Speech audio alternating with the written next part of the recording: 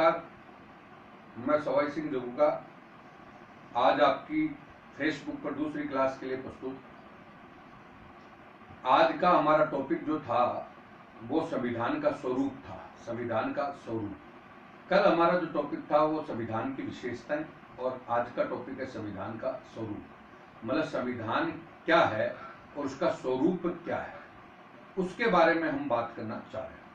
तो देखो, भारतीय संविधान एज ए अपन बात करें तो पुस्तक की तरह है। भारतीय संविधान एक पुस्तक की तरह है और पुस्तक की तरह अपन बात करें तो सबसे पहले किताब में सबसे पहले प्रस्तावना आती है और प्रस्तावना के बाद भाग आता, चैप्टर आते हैं, यानी अनुक्रमणिका आती है और अनुक्रमणिका के बाद आपका अनुच्छेद आता है और अनुच्छेद के बाद अनुसूची आती है।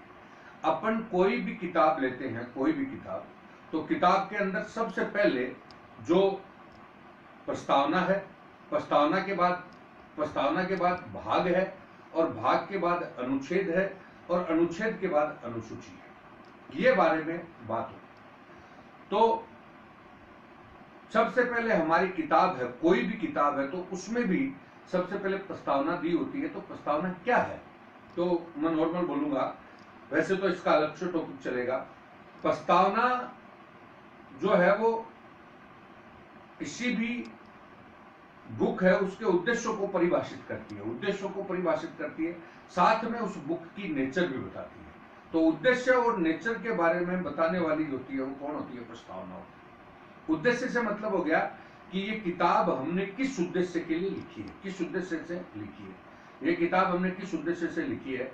जैसे कोई भी किताब, मालूम मैं कोई किताब लिख रहा हूं तो सबसे पहले कहूंगा कि साहब ये किताब मैंने first year, second year, third year और कॉम्पिटिशन के काम के लिए लिखी, तो उद्देश्य। दूसरी बात मैं कहूंगा कि साहब ये किताब में इस तरह से लिखी है, इसमें कई चीजें हैं, इसका सहयोग लिया गया है, इस को कहा गया है, तो ये सारे उसके बारे में बताया गया। तो वो कौन सी होगी? प्रकृति।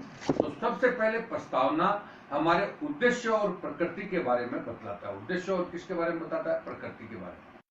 उद्देश्य के बारे में और प्रकृति के बारे में प्रस्तावना बताता है। तो यहाँ पर संविधान का उद्देश्य क्या है? तो संविधान का उद्देश्य हो गया भारत के लोगों का सर्वांगीण विकास करना। सर्वांगीण विकास करना भारत के लोगों का सर्वांगीण विकास उद्देश्य है। तो दूसरा, प्रकृति क्या है? तो प्रकृति के बारे में कल भी हमारी बात हुई थी। संविधान की प्रकृति क्या है? तो संघात्मकता और एकात्मकता का समन्वय। संघात्मकता और एकात्मकता का समन्वय। तो भारतीय संविधान की प्रस्तावना एक प्रकाश पुंज है, जिसके वो प्रकाश पुंज है उसी के माध्यम से पूरा संविधान दिखाई देता है। तो संविधान की प्रस्तावना का उद्देश्य हो गया भारत के लोगों का सर्वांगीण विकास। दूसरी प्रस्तावना के बाद उसमें प्रकृति में क्या लिखा है? संघात्मकता और एकात्मकता का समन्वय। संघात्मकता और एकात्मकता का समन्वय, ये बारे में बात प्रकृति में आई। अब हम बोलेंगे तो सबसे पहले चीज होगी प्रस्तावना। प्रस्तावना के बाद आपकी दूसरा पार्ट है भाग। कौन सा? भाग। भाग में हो गए चैप्टर। अपन कोई भी किताब नहीं खोलते हैं तो सबसे पहले उसमें क्या आता है? अनुक्रम, मतलब इंडेक्स आती है। सबसे पहले इंडेक्स आती है। तो इंडेक्स में लिखा होता है कि ये बुक इतने चैप्टर्स में डिवीजन, मतलब डिवाइड है। तो उसी प्रकार से हमारा संविधान भी, संविधान की जो इंडेक्स है उसमें साफ साफ है कि ये किताब इतने चैप्टर्स में डिवाइड है। तो हमारे संविधान में 22 भाग या 22 चैप्टर्स हैं जो संविधान को पूरा का पूरा बताते हैं। तो 22 भाग दिए हैं। दूसरा नंबर, बाद में हम भाग के बाद आते हैं चैप्टर खोलते हैं। तो प्रत्येक चैप्टर को खोलेंगे, तो चैप्टर को खोलेंगे तो उसको चैप्टर को समझाने के लिए नीचे पैराग्राफ होते हैं। क्या होते हैं? पैराग्राफ। पैराग्राफ से मतलब हो गया, पैराग्राफ को हिंदी में परिच्छेद बोलते हैं। क्या बोलते हैं? परिच्छेद। तो हिंदी में परिच्छेद बोलेंगे।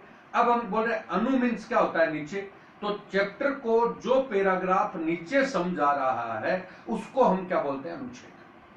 तो कोई भी चैप्टर होगा हमारी किताब में तो उसको जो चैप्टर की जो डिटेल नीचे समझा रहा है वो क्या कहलाता है?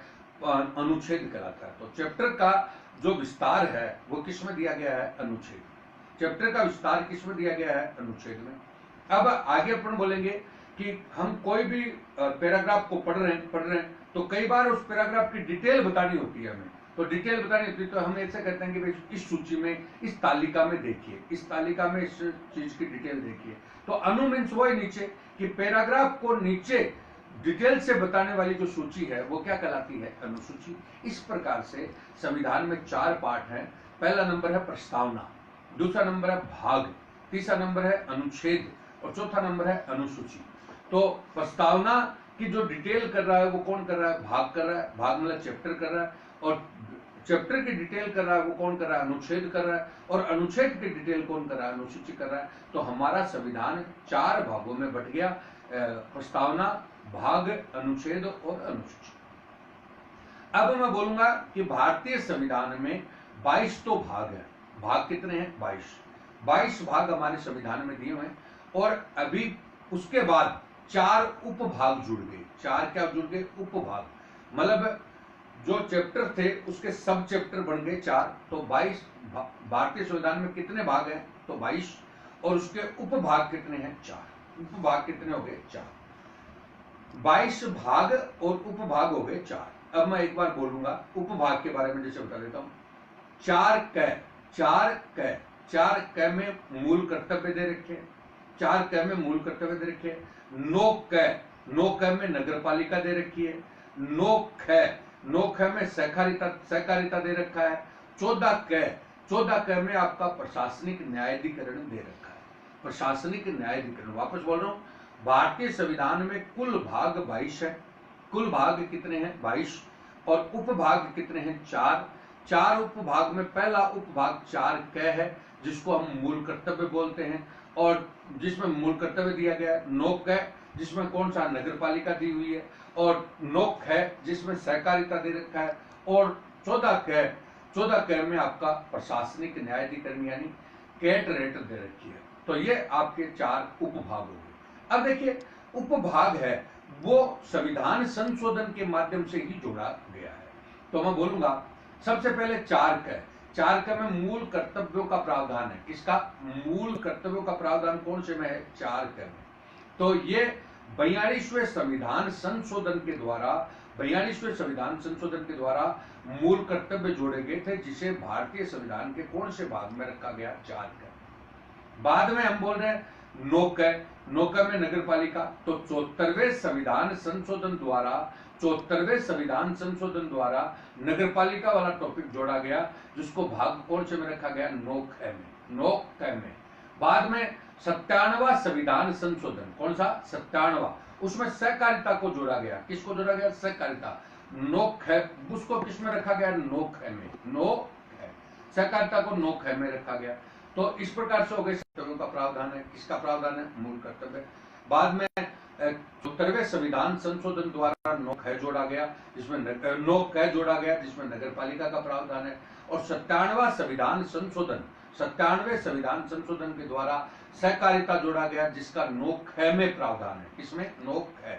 और 42वें संविधान संशोधन द्वारा ही 14 क जोड़ा गया, जिसमें प्रशासनिक न्यायाधिकरण का प्रावधान है।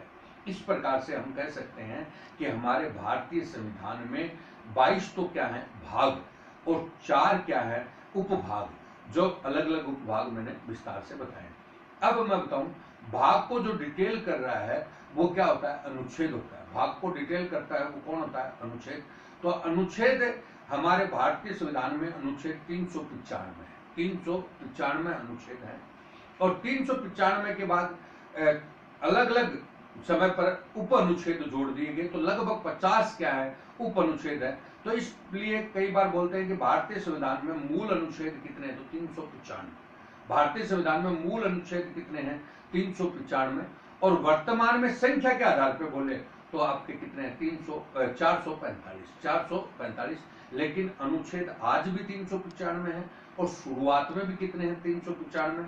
उनमें मतलब उप अनुच्छेद के रूप में वो जोड़े गए हैं। तो कई बार स्टूडेंट कंफ्यूज हो जाता है कि साहब 445 हो गए, 450 हो गए, तो वो अनुच्छेद नहीं होकर के उसके उप अनुच्छेद है, सब पार्ट है। क्या है? सब पार्ट है, क्योंकि आज भी संविधान में तो 395 अनुच्छेद ही है। तो भारतीय संविधान में अनुच्छेद कितने हैं? 395, और उप अनुच्छेदों की संख्या लगभग कितनी है? 50। इस प्रकार से उसको वर्तमान संदर्भ में कह सकते हैं, जैसे कुल के रूप में कह देते हैं 445 हो गए, समझ गए। लेकिन मूल अनुच्छेद आज भी 345 विचार नहीं। उसके बाद में अनुच्छेदों की जो डिटेल करता है वो है अनुसूची। अनुसूची, अब अनुसूची भारतीय संविधान में मूल रूप से तो 8 थी, मूल रूप से तो कितनी थी 8, और अब वर्तमान में होगी 12। वर्तमान में 4 अनुसूचियां और जोड़ दी गई, तो टोटल अनुसूचियां कितनी होगी 12। टोटल अनुसूचियां कितनी होगी 12। तो 8 मूल में कितनी होगी 8, और वर्तमान में कितनी होगी 12। तो अब एक बार अपन मतलब नॉर्मली वे में देखेंगे। पहली अनुसूची में भारतीय पहली अनुसूची में अपन क्या करते हैं कि भारत और भारत के राज्यों का विस्तृत विवरण है। भारत और भारत के राज्यों का विस्तृत विवरण किसमें दे रखा है, पहली अनुसूची। दूसरी अनुसूची में संवैधानिक पदों के वेतन भत्ते दे रखे हैं, संवैधानिक पदों के वेतन भत्ते। तीसरी अनुसूची में आपका संवैधानिक पदों की शपथ दे रखी है, संवैधानिक पदों की क्या दे रखी है, शपथ। चौथी अनुसूची में राज्यसभा की सीटों का बंटवारा, राज्यसभा की सीटों का बंटवारा। पांचवी अनुसूची में जनजाति क्षेत्रों का प्रशासन, जनजाति क्षेत्रों का प्रशासन। छठी अनुसूची में जनजाति के विशेष क्षेत्रों का प्रशासन, जनजाति के विशेष क्षेत्रों का प्रशासन। सातवीं अनुसूची में शक्तियों का बंटवारा, शक्तियों का क्या है, बंटवारा। आठवीं अनुसूची में राजभाषाएं, कौन सी, राजभाषाएं। तो हमारे संविधान में, मूल संविधान में 8 अनुसूचियां थी। पहली अनुसूची भारत और भारत के राज्यों का वर्णन करती है। दूसरी अनुसूची आपके संवैधानिक पदों के वेतन भत्तों की बात करती है। तीसरी अनुसूची आपकी संवैधानिक पदों की शपथ के बारे में बात करती है। चौथी अनुसूची राज्यसभा की सीटों के बारे में बात करती है। पांचवी अनुसूची जनजाति क्षेत्रों के प्रशासन के बारे में बात करती है। छठी अनुसूची जनजाति के विशेष क्षेत्रों के बारे में बात करती है, और सातवीं अनुसूची शक्तियों का बंटवारा, और आठवीं अनुसूची राजभाषाओं का प्रावधान की बात करती है। इस प्रकार से हमारे संविधान में अनुसूची मूल रूप से 8 थी, बाद में 4 अनुसूचियां और जोड़ी गई। 4 अनुसूचियों के बारे में बताऊंगा। प्रथम संविधान संशोधन 1951 के द्वारा, प्रथम संविधान संशोधन 1951 के द्वारा नवी अनुसूची का निर्माण हुआ। नवी अनुसूची का निर्माण हुआ जिसका विषय था भू सुधार और भू अधिग्रहण, भू सुधार और भू अधिग्रहण। तो नवी अनुसूची का निर्माण भू सुधार और भू अधिग्रहण कौन से संशोधन के द्वारा हुआ, पहला संशोधन। बाद में 10वीं अनुसूची का निर्माण आपका 52वें संशोधन से हुआ। कौन से संशोधन से, 52वां। तो 52वां संशोधन से 10वीं अनुसूची का निर्माण हुआ। उसका विषय है दल बदल कानून, दल बदल कानून। बाद में 11वीं अनुसूची 73वें संशोधन के द्वारा, और 12वीं अनुसूची 74वें संशोधन के द्वारा हुई। और 11वीं अनुसूची का विषय पंचायती राज के विषय, और 12वीं अनुसूची का विषय नगरपालिका के विषय। तो इस प्रकार से हम वापस बात कर रहे हैं। मूल संविधान में 8 अनुसूचियां थी, 4 अनुसूचियां बाद में जोड़ी गई। 4 अनुसूचियों में मैं बोलूं, पहले संशोधन से 9वीं अनुसूची, 52वें संशोधन से आपकी 10वीं अनुसूची, 73वें संशोधन से 11वीं अनुसूची, और 74वें संशोधन से 12वीं अनुसूची। इस प्रकार से आप जो संविधान संशोधन, जो टॉपिक अपन ने कल डिस्कस किया था, आप सभी संविधान संशोधनों को भी डिस्कस कर सकते हैं, क्योंकि अभी अभी मैंने आपको उप भाग बताए, तो उसमें भी संशोधन बताए, और इसमें भी आपको संशोधन बताए, तो देख सकते हैं। इस प्रकार से हमारी वर्तमान में कितनी अनुसूचियां हैं, तो 12 अनुसूचियां हैं। कितनी अनुसूचियां होगी, 12। अब थोड़ा सा हम इन अनुसूचियों की डिटेल से थोड़ी सी बात करेंगे, जिससे ये तो क्रम से हो गया। प्रत्येक परीक्षा में कई बार पूछता है कि कौन सी अनुसूची में क्या चीज दे रखा, तो एक बार अब मेरे साथ एक बार बोले। पहली अनुसूची में भारत और उसके राज्यों का वर्णन है। दूसरी अनुसूची में संवैधानिक पदों के वेतन भत्ते हैं। तीसरी अनुसूची में संवैधानिक पदों की शपथ है। चौथी अनुसूची में राज्यसभा की सीटों का बंटवारा है। पांचवी अनुसूची में जनजाति क्षेत्रों का प्रशासन है। छठी अनुसूची में जनजाति के विशेष क्षेत्रों का प्रशासन है। सातवीं अनुसूची में शक्तियों का बंटवारा है। आठवीं अनुसूची में राजभाषाओं का उल्लेख है। नवीं अनुसूची में भू सुधार और भू अधिग्रहण है। 10वीं अनुसूची में दल बदल कानून है। 11वीं अनुसूची में पंचायती राज के बारे में है, और 12वीं अनुसूची में नगरपालिका के बारे में प्रावधान किया गया है। इस प्रकार से पूरी अनुसूचियां हुई। तो अब एक बार वापस करें। भारत के संविधान में सबसे पहले प्रस्तावना है। प्रस्तावना हमारे संविधान के उद्देश्यों और प्रकृति के बारे में बताती है। प्रस्तावना की डिटेल बाद में किस में की गई है, भाग में की गई है, क्योंकि जो में प्रकाश है उसी का प्रकाश फैलेगा कौन से में, भाग में फैलेगा। तो भाग आपके 22 थे, उपभाग उसके कितने हैं, 4 हैं। उपभाग कौन कौन से हैं, तो 4 क, 9 क, 9 ख और 14 क। 4 क में मूल कर्तव्य, 9 क में नगरपालिका, 9 ख में सहकारिता और 14 क में प्रशासनिक न्यायाधिकरण। और बाद में हमने बताया अनुच्छेद कितने हैं, 395, उसके साथ लगभग 50 अनुच्छेद उप अनुच्छेद के रूप में जुड़े हैं। बाद में अनुसूचियां हमने मूल में कितनी बताई, 8, और वर्तमान में कितनी होगी, 12, जिनके बारे में हमने डिटेल से बताया। अब मैं एक एक अनुसूची के बारे में बता रहा हूं जिससे आप थोड़ा और भी समझ सकते हो। पहली अनुसूची भारत और भारत के राज्यों के बारे में बताया गया है। तो कल भी बात हुई थी, भारत राज्यों का संघ है, भारत राज्यों का संघ है। तो वर्तमान में हमारे यहाँ पे 28 तो क्या है, राज्य, 28 तो राज्य। पहले 29 राज्य थे, नया राज्य तेलंगाना बना था, लेकिन तेलंगाना नया राज्य बना था तो 29 राज्य हो गए थे। लेकिन अभी हाल ही में जम्मू कश्मीर को तोड़ करके केंद्र शासित प्रदेश बना दिया, तो जम्मू कश्मीर हटा दिया गया है और उसकी जगह वो केंद्र शासित बन गए। तो राज्य हमारे कितने हो गए, 28 राज्य। कितने हो गए, 28।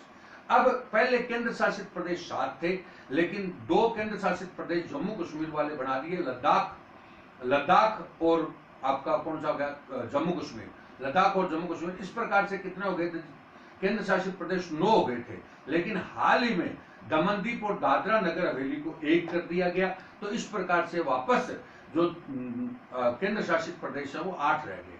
तो वर्तमान में हमारे यहाँ पे 28 तो क्या है, राज्य, 28 तो क्या है, राज्य, और 8 क्या है, केंद्र शासित प्रदेश है।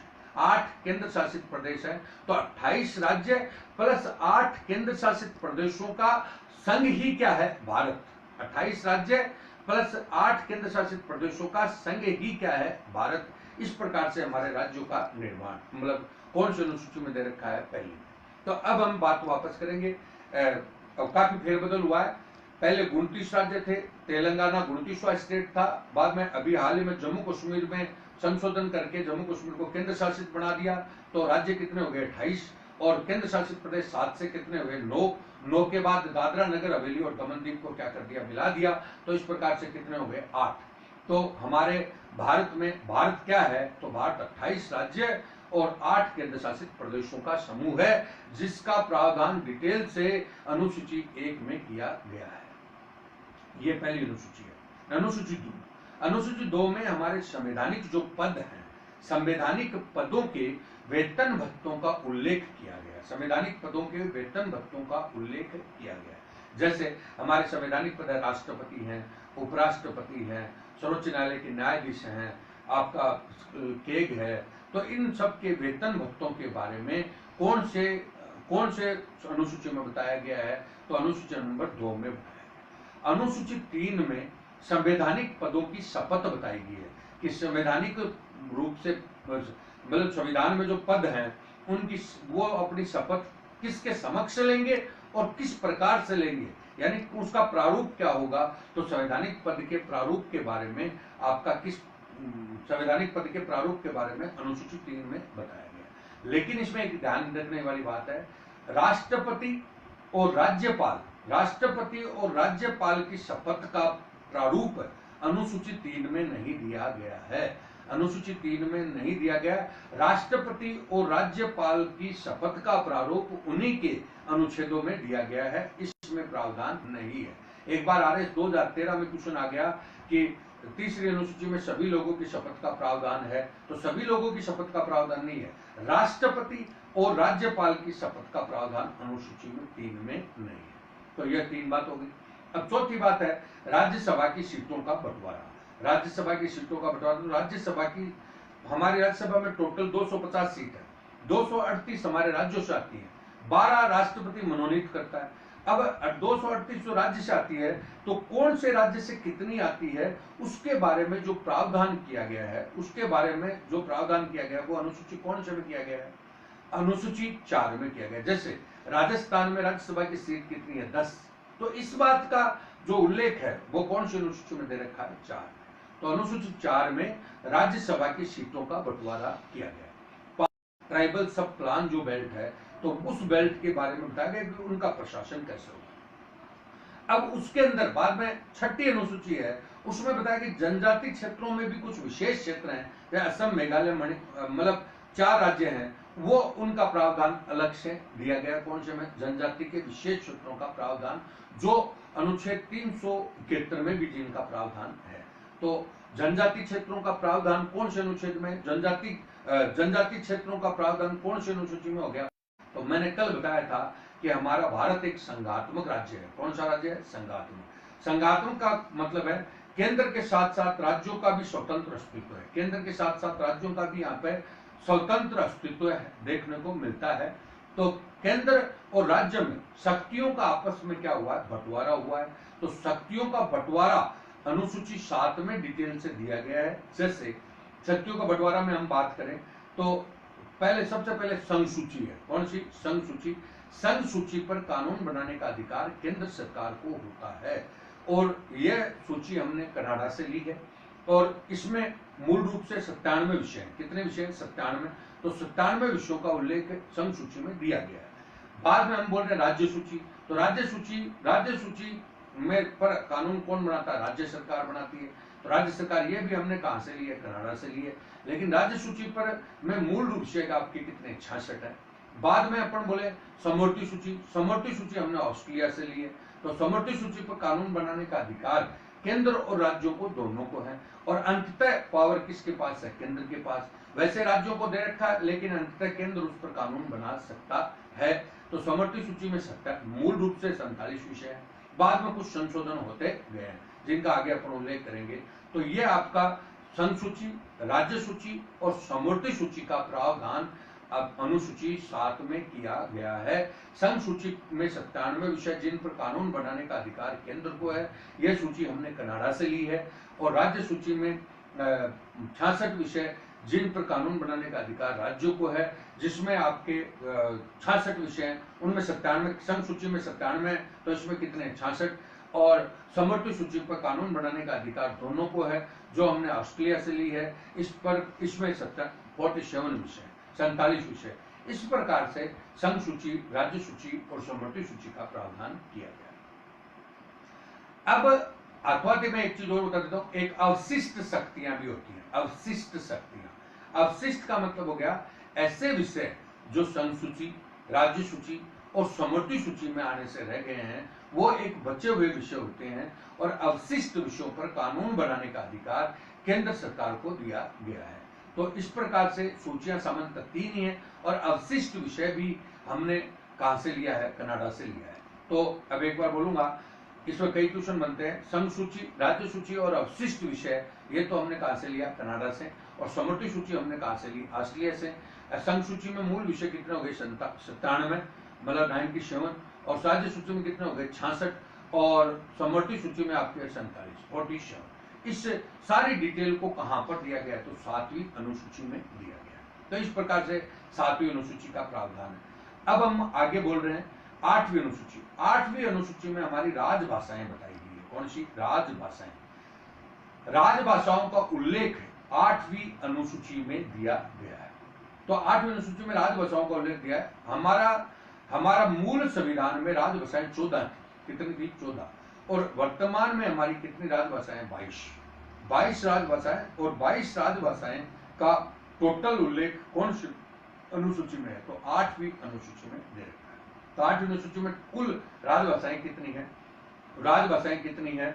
22। और मूल रूप से कितनी थी? 14। अब एक बार फिर वैसे बोल दूं, भारत में अनेक भाषाएं हैं, लेकिन फिर भी भारत की कोई भाषा नहीं है। भारत की कोई भाषा नहीं है। हालांकि सर्वाधिक हिंदी बोलने वाले लोगों की संख्या है, लेकिन भी हिंदी भी हमारी राष्ट्रभाषा नहीं है। ऐसा क्यों किया गया है? कि भारत अनेकता में अखंडता को बनाए रखने के लिए किया गया है कि भारत की अपनी कोई भाषा, जैसे भारत का अपना कोई धर्म नहीं है, भारत की अपनी कोई भाषा नहीं है। तो अनेक भाषाओं का हमारे राजभाषाओं के रूप में प्रावधान किया गया। तो राजभाषा कौन सी अनुसूची में दे रखी है? 8वीं में। राजभाषा मूल रूप से कितनी थी? 14। वर्तमान में राजभाषाएं कितनी है? 22। तो 22 राजभाषाओं का उल्लेख किया गया है। 22 राजभाषाओं को इसमें बताया गया है। अब हम बात करेंगे कि ये 8 अनुसूचियां मूल अनुसूचियां होगी, ये 8 अनुसूचियां मूल अनुसूचियां होगी और बाकी 4 अनुसूचियां बाद में जोड़ी गई। 4 अनुसूचियों के बारे में हम बात करें तो पहला नंबर 4 अनुसूचियों में नवी अनुसूची। अब आइए आप नवी अनुसूची के बारे में।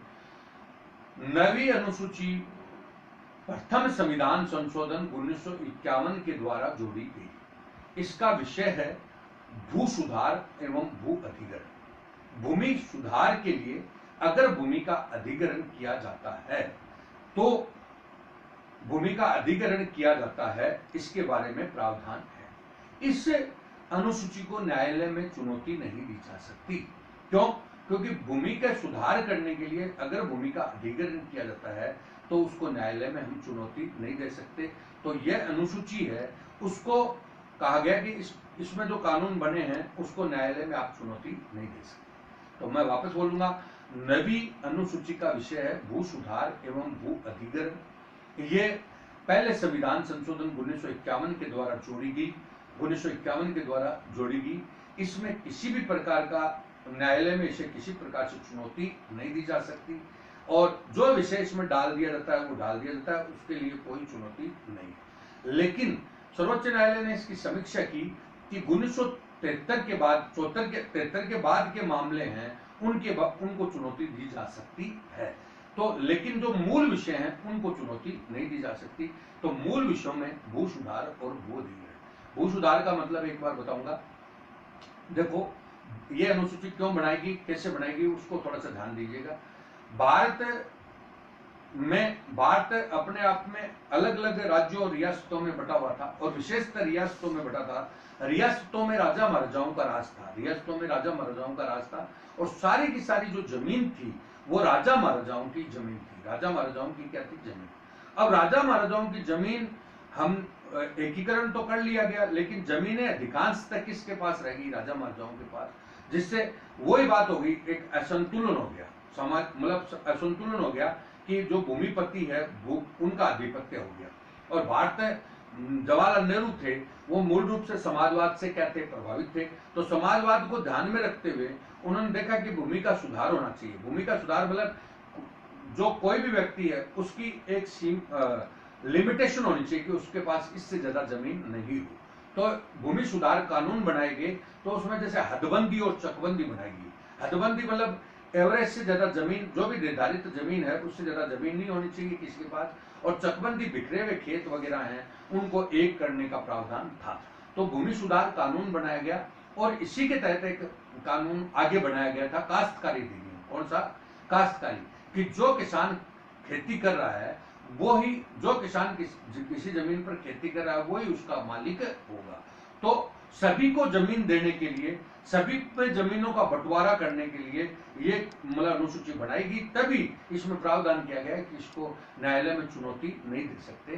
तो इसमें भू सुधार कानून, काश्तकारी कानून को सही ढंग से संचालित किया जा सके, तो काश्त इसलिए भू सुधार और भू अधिग्रहण के लिए अनुसूची बनाएगी कि भूमि सुधार करने के लिए किसी की भी जमीन का अधिग्रहण किया जाता है तो उसको हम न्यायालय में चुनौती नहीं दे सकते। और इसी के माध्यम से हमारे गरीब किसानों को जमीनें उपलब्ध कराई गई, क्योंकि जो जमीनें पहले मतलब सामंती व्यवस्था में कुछ लोगों के अधीन थी उसको सबके साथ वितरण किया गया। तो नवी अनुसूची का महत्व यह है और उसको न्यायालय में चुनौती नहीं दे सकते। बाद में कुछ चीजें आरक्षण वगैरह के मामले इसमें डाले गए तो इसको डस्टबिन भी कहा गया, लेकिन न्यायालय ने 1900 कह दिया, न्यायालय ने स्पष्ट कर दिया कि इसका दुरुपयोग हो रहा है। तो 1973 के बाद के मामलों की समीक्षा की जा सकेगी, लेकिन मूल मामलों को नहीं छेड़ा जाएगा। इस प्रकार से नवी अनुसूची का प्रावधान।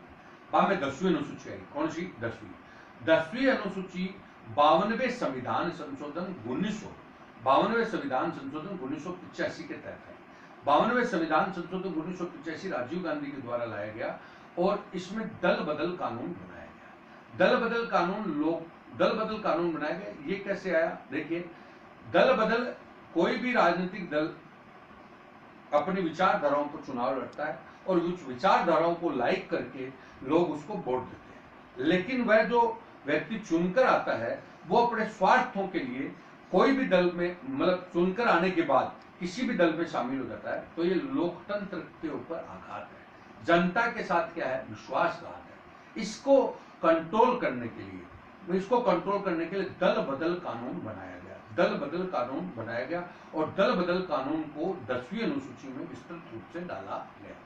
तो दल बदल कानून का सबसे पहले प्रावधान कब किया गया? 1985 में। कौन सी अनुसूची में इसको डाला गया? 52वें संविधान संशोधन द्वारा 10वीं अनुसूची में इसको डाला गया। तो ये और राजीव गांधी के समय की बात है। दल बदल कानून में क्या बात प्रावधान किया गया वो भी थोड़ा सा आप देख लीजिए। देखिए, इसमें यह किया गया कि कोई भी व्यक्तिगत रूप से कोई भी व्यक्ति दल बदल नहीं सकता। कोई भी सांसद बनता है, कोई भी विधायक बनता है, तो वो अकेला चुनकर आने के बाद किसी भी दल में शामिल नहीं हो सकता। अगर वो शामिल होता है तो उसकी विधानसभा या संसद की सदस्यता भंग कर दी जाएगी। तो व्यक्तिगत दल बदल पर रोक लगाई। और व्यक्तिगत दल बदल के बाद कहा गया कि सामूहिक दल बदल पर रोक नहीं थी। सामूहिक दल बदल में यह कहा गया कि अगर किसी भी दल के 1/3 सदस्य हैं वो दल बदल सकते हैं। किसी भी दल के 1/3 सदस्य दल बदल सकते हैं। तो 1/3 सदस्य का मतलब है कोई दल में जैसे 100 सदस्य हैं तो 100 सदस्यों में से 1/3 कितने हो गए? 33% हो गए। तो उस दल के 100 में से 33 लोग एक साथ दल बदल सकते हैं। यह प्रावधान किया गया। तो सामूहिक दल बदल पर रोक नहीं लगाएगी। तीसरी बात कही, निर्दलीय अपने चुनाव के बाद चुनने के बाद 6 महीने तक दल बदल सकता है और 6 महीने के बाद वो दल बदल नहीं सकता। यह प्रावधान किया गया। और चौथी बात इसमें यह कहेगी कि दल बदल का निर्धारण है वो केंद्र में लोकसभा अध्यक्ष करेगा और राज्य में विधानसभा अध्यक्ष करेगा। दल बदल सकते थे। और दल बदल का निर्धारण का अधिकार किसको दिया गया? लोकसभा अध्यक्ष। और किसको दिया गया? विधानसभा अध्यक्ष को। और लेकिन मैं थोड़ा सा इसमें और आगे बताना चाहूंगा। 51वां संविधान संशोधन किया गया। 51वां संविधान संशोधन 2003 में किया गया। और 91वें संविधान संशोधन में एक चीज और जोड़ दी गई कि सामूहिक दल बदल पर भी रोक लगाने का प्रयास किया गया। 1/3 की जगह उस संख्या को 2/3 कर दिया गया। 1/3 की जगह उस संख्या को कितना कर दिया? 2/3। कि 2/3 कैंडिडेट अगर दल बदलते हैं तो ही दल बदल नहीं माना जाएगा, नहीं तो दल बदल माना जाएगा। इस प्रकार से इस पर सामूहिक रूप से भी रोक लगाने की कोशिश की गई। तो साथ में मैंने दल बदल का कानून भी आपको बताया है। तो मैं वापस एक बार बोलूंगा, दल बदल का कानून लाने वाले प्रधानमंत्री कौन थे? राजीव गांधी। दल बदल का कानून कौन से संशोधन के द्वारा लाया गया? 52वां संशोधन। दल बदल का कानून को 52वें संशोधन के द्वारा कौन सी अनुसूची में रखा गया? तो 10वीं अनुसूची में। दल बदल कानून में व्यक्तिगत दल बदल पर रोक लगाएगी, सामूहिक दल बदल पर रोक नहीं लगाएगी। 1/3 सदस्य और निर्दलीय सदस्य 6 माह तक दल बदल सकता था। दल बदल का निर्धारण का अधिकार लोकसभा अध्यक्ष और विधानसभा अध्यक्ष को दिया गया। लेकिन 91वें संविधान संशोधन के माध्यम से जो 1/3 सदस्य संख्या थी उसको बढ़ाकर कितना कर दी? 2/3। अतः सामूहिक दल बदल पर भी रोक लगाने का प्रयास किया गया। यह प्रावधान 10वीं अनुसूची। अब अपना आते हैं 11वीं अनुसूची। 11वीं अनुसूची 73वां संविधान संशोधन 1992। 73वां संविधान संशोधन 1992 के माध्यम से पंचायती राज का अस्तित्व है। पंचायती राज को संवैधानिक दर्जा दिया गया। 73वां संविधान संशोधन अधिनियम तो 1992 का है, लेकिन 24 अप्रैल 1993 को पारित हुआ। 24 अप्रैल 1993 को क्या हुआ? पारित हुआ। और इस के माध्यम से पंचायती राज को संवैधानिक दर्जा दिया गया। पंचायती राज को संवैधानिक दर्जा दिया गया। अतः इसी के तहत मतलब पंचायती राज को संवैधानिक दर्जा दिया गया तो पंचायती राज को भारतीय संविधान के भाग 9 में रखा गया। भारतीय संविधान के भाग 9 में अनुच्छेद इसमें 243 ए से लेकर ओ, 243 ए से लेकर ओ, और अनुसूची इसमें कौन सी रखेगी? 11वीं। और 11वीं अनुसूची में 29 विषय रखेगी। 11वीं अनुसूची में कितने विषय रखेंगे? 29। अब वापस बोले, हमारे संविधान में जैसे पहला नंबर पर भाग है तो पंचायती राज कौन से भाग में है? तो 9 में। पंचायती राज के लिए अनुच्छेद कौन सा है? तो अनुच्छेद 243 ए से लेकर ओ। तो अनुसूची कौन सी है? तो 11वीं। 11वीं अनुसूची में कितने विषय हैं? तो 29।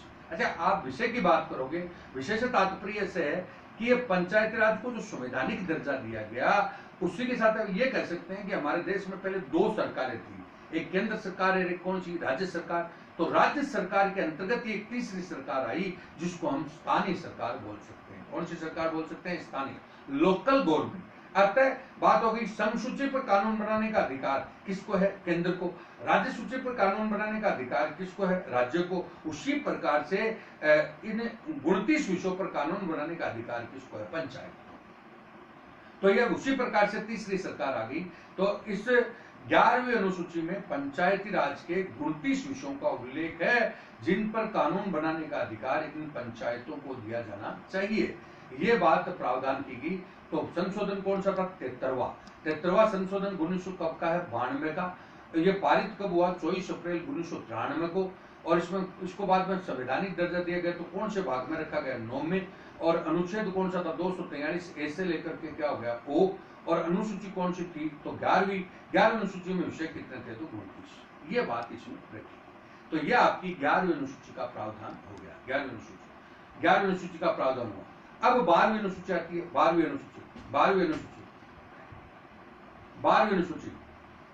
अनुसूची के बारे में बात करें तो 12वीं अनुसूची में नगर पालिका का प्रावधान। 74वें संविधान संशोधन 1992 के द्वारा 74वें संविधान संशोधन 1992 के द्वारा नगर पालिका का अस्तित्व आया। कौन सा? नगर पालिका। तो पंचायती राज गांवों में थी और नगर पालिका कहां पर थी? शहरों में। तो 74वें संविधान संशोधन 1992 के द्वारा नगर पालिका अस्तित्व में आई। इसको भारतीय संविधान के भाग 9 क में रखा गया। कौन से में? 9 क। और अनुच्छेद आपका 243 ओ तक तो पंचायती राज था। इसमें अनुच्छेद हो गया 243 पी से लेकर के जेड जी तक रखा गया। पी से लेकर के जेड जी। और अनुसूची आपकी होगी अनुसूची 12वीं। अनुसूची कौन सी होगी? 12वीं। और 12वीं अनुसूची के विषय हो गए 18। तो वह बात हो गई। 12वीं अनुसूची में कितने विषय दिए गए हैं? तो नगर पालिका के 18 विषय दिए गए हैं। इन 18 विषयों पर कानून कौन बनाएगी? नगर पालिका। अब मैं आपको यह बोल सकता हूं, संघ सूची के 97 विषयों पर कानून कौन बनाएगा? केंद्र। राज्य सूची के 66 विषयों पर कानून कौन बनाएगा? राज्य। उसी प्रकार से पंचायत राज के 29 विषयों पर कानून कौन बनाएगा? पंचायतें। और नगर पालिका के 18 विषयों पर कानून कौन बनाएगा? नगर पालिका। तो इस प्रकार से ये लोकल गवर्नमेंट का प्रावधान था। लोकल गवर्नमेंट कौन से संशोधन के द्वारा आई थी? 73वें और 74वें के द्वारा। और 73वें और 74वें के द्वारा किसका अस्तित्व आया था? 11वीं और 12वीं अनुसूची का। 11वीं और 12वीं अनुसूची का आया। 11वीं अनुसूची में प्रावधान किसका है? पंचायती राज के 29 विषयों का। और 12वीं अनुसूची में प्रावधान किसका है? नगर पालिका के 18 विषयों। इस प्रकार से हमारी टोटल 12 अनुसूचियां हुई। तो 12 अनुसूचियों को देखा तो इसमें कई प्रकार के संशोधन भी आए। कई प्रकार के क्या है? संशोधन। अब आप देखते हैं तो अगर आप संविधान का स्वरूप और संविधान की विशेषताएं पढ़ते हैं तो आप कोई भी परीक्षा की पेपर उठाकर देख लीजिए, सभी परीक्षाओं में इनका 1 या 2-3 क्वेश्चन तो आपके अनिवार्य रूप से पूछे जाते हैं। तो मैंने आपको ये बताया टोटल कि आज का टॉपिक हमारा था संविधान का स्वरूप। संविधान के स्वरूप में पहला टॉपिक अपना था प्रस्तावना। प्रस्तावना हमारे को संविधान के उद्देश्य और प्रकृति के बारे में बताती है। उद्देश्य हमारा संविधान का क्या है? तो संविधान का उद्देश्य हमारा है कि भारत के जो लोग हैं उनका हमारा सर्वांगीण विकास होना चाहिए, उनकी सुरक्षा और उनका विकास होना चाहिए। और प्रकृति है, ये विकास की जिम्मेदारी किसकी है? केंद्र और किसकी? राज्य सरकार। तो इसलिए हमारे यहाँ पे राज्य सरकार भी काम करती है और कौन करती है? केंद्र भी। तो इसलिए संघात्मक व्यवस्था है। तो हमारे यहाँ पे संघात्मकता और एकात्मकता का क्या है? समन्वय, जिसको संविधान की प्रकृति कहा गया है। तो उद्देश्य और प्रकृति दोनों बता दिए। उसके बाद में ये सारी डिटेल आपकी कहां पर दी गई है? भाग में। तो भाग अपने कितने बताए थे? 22 भाग में टोटल अलग अलग चैप्टर बने हुए। उसके बाद में सब जो पार्ट्स बन गए, सब पार्ट बन गए, वो आपके कितने बन गए? 4, जिनके बारे में हमने बताया था। भाग 4 क में मूल कर्तव्य, भाग 9 क में नगर पालिका, भाग 9 ख में आपका सहकारिता, भाग 14 क तो प्रशासनिक न्यायाधिकरण। तो ये भाग के बारे में हमने बताया। उसके बाद हमने कहा अनुच्छेद आए। अनुच्छेदों में मूल अनुच्छेद हमारे कितने बताए? 395। अनुच्छेद क्या होते हैं तो ये भी बताया। भाग को जो विस्तृत रूप से समझाने वाले होते हैं वो कौन से होते हैं अनुच्छेद, तो अनुच्छेद 395 है, जिनका विस्तार 395 अनुच्छेद हैं और सब अनुच्छेद आपके कितने बन गए 50। तो लगभग हम कहते हैं कि भाई वर्तमान में 445 अनुच्छेद है। अनुच्छेद तो मूल रूप से तो 395 ही है, लेकिन सब अनुच्छेद के रूप में इसकी संख्या बढ़ गई है। अब आगे बढ़ते हैं तो आगे अनुसूची। अनुसूची हमारे मूल में कितनी थी 8 और वर्तमान में आपकी कितनी होगी 12 अनुसूची होगी।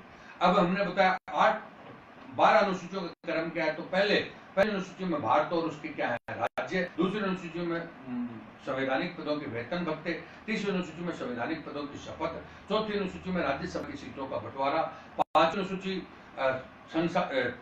जनजाति क्षेत्रों का प्रशासन, छठी अनुसूची जनजाति के विशेष क्षेत्रों का प्रशासन, सातवीं अनुसूची शक्तियों का क्या है बंटवारा, आठवीं अनुसूची आपका राजभाषा है।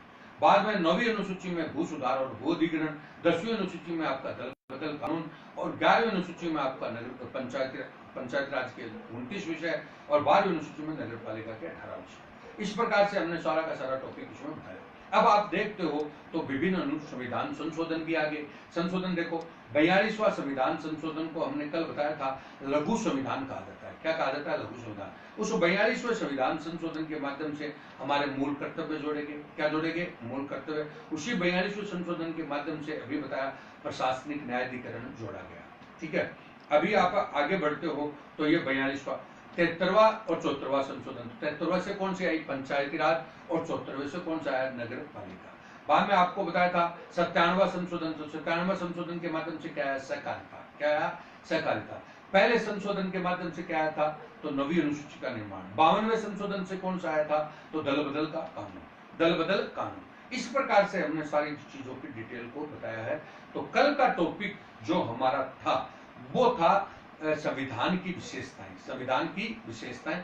आज का टॉपिक है वो हमारा है संविधान का स्वरूप, संविधान का स्वरूप। अब संविधान के स्वरूप में पहला टॉपिक है प्रस्तावना। तो कल का जो टॉपिक हमारा होगा वो प्रस्तावना के बारे में होगा। कल का टॉपिक किसके बारे में होगा? प्रस्तावना।